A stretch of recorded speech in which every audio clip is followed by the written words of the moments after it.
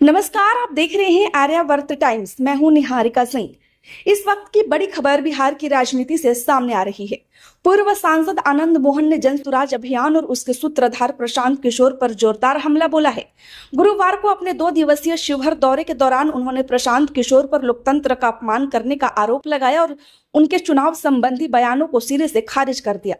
आनंद मोहन ने supreme court में बिहार चुनाव को लेकर दायर याचिका और चुनावी प्रक्रिया पर उठाए गए सवालों पर प्रतिक्रिया देते हुए कहा कि यह कहना कि बिहार में चुनाव 10-10 हजार रुपए में बांटकर जीते गए हैं न सिर्फ जनता का अपमान है बल्कि लोकतंत्र का भी अपमान है।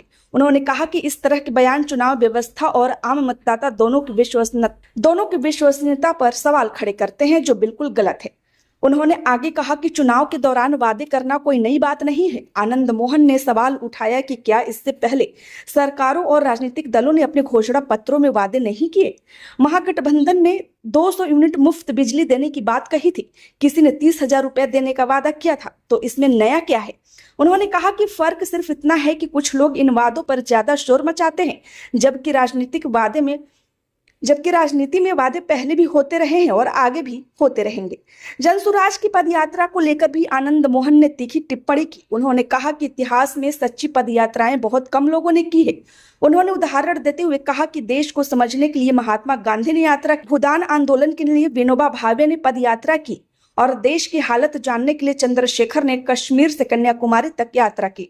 उन्होंने कहा कि इनके अलावा आज जो यात्राएं हो रही है वे जनता के लिए नहीं बल्कि पद के लिए की जा रही हैं। उन्होंने जन सुराज अभियान को बेरोजगार राजनीति का प्रतीक बताते हुए कहा कि जो लोग सत्ता से बाहर हैं वे पद पाने के लिए यात्राएं कर रहे हैं, इससे कोई नई क्रांति नहीं कहा जा सकता। आनंद मोहन ने कहा कि राजनीति सेवा का माध्यम होनी चाहिए, न सिर्फ सत्ता पाने का रास्ता। आनंद मोहन ने आगे कहा कि बिहार कोई ऐसा राज्य नहीं है जहां बाहर से आकर कोई नया केजरीवाल बनने का सपना पूरा कर ले। उन्होंने कहा कि हम लोग 1974 के जेपी आंदोलन से निकले हैं, हमारी आधी उम्र जेलों में बीती है। बिहार की राजनीति को समझना आसान नहीं है। यहाँ राजनीति दूध के दांत नहीं तोड़ती। उनके इस बयान को बिहार की राजनीति की जमीनी हकीकत से जोड़कर देखा जा रहा है। पूर्व सांसद ने मुख्यमंत्री नीतीश कुमार की योजनाओं की भी जमकर सराहना की। उन्होंने कहा कि नीतीश कुमार के नेतृत्व में सरकार की योजनाएं सीधे जनता से जुड़ी हैं और लोगों ने उन्हें स्वीकार भी किया है। उन्होंने कहा कि आज बिहार तेजी से आगे बढ़ रहा है। सड़क, बिजली, शिक्षा और स्वास्थ्य जैसे क्षेत्रों में विकास दिखाई दे रहा है।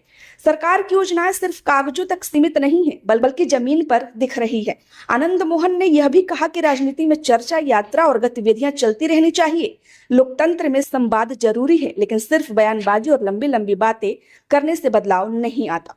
उन्होंने कहा कि असली बदलाव जमीन पर काम करने से आता है, जनता के बीच रहकर उनकी समस्याओं को समझने से आता है। उन्होंने कहा कि आज जरूरत इस बात की है कि नेता जनता के भरोसे पर खरे उतरे और सिर्फ आरोप प्रत्यारोप की राजनीति से आगे बढ़े। लोकतंत्र को मजबूत करने के लिए सकारात्मक राजनीति जरूरी है, न कि सिर्फ एक दूसरे पर सवाल खड़े करना। इस पूरे बयान के बाद बिहार की राजनीति में हलचल तेज हो गई है। एक तरफ जहां जन सुराज अभियान के समर्थक प्रशांत किशोर के बयानों को सही ठहराने की कोशिश कर रहे हैं, वहीं दूसरी ओर एनडीए और उससे जुड़े नेता इसे लोकतंत्र और जनता के अपमान के तौर पर देख रहे हैं। राजनीतिक जानकारों का कहना है कि जैसे जैसे बिहार में आने वाले चुनाव नजदीक आएंगे, वैसे वैसे सियासी बयानबाजी और तेज होगी। अलग अलग दल और नेता अपनी रणनीति और सियासी जमीन मजबूत करने की कोशिश करेंगे। ऐसे में प्रशांत किशोर और आनंद मोहन के बीच यह बयानबाजी आने वाले दिनों में और तेज होने की संभावना है। इसी के साथ हमें दीजिए इजाजत। आप देखते रहिए आर्यावर्त टाइम्स। मैं हूं निहारिका सिंह।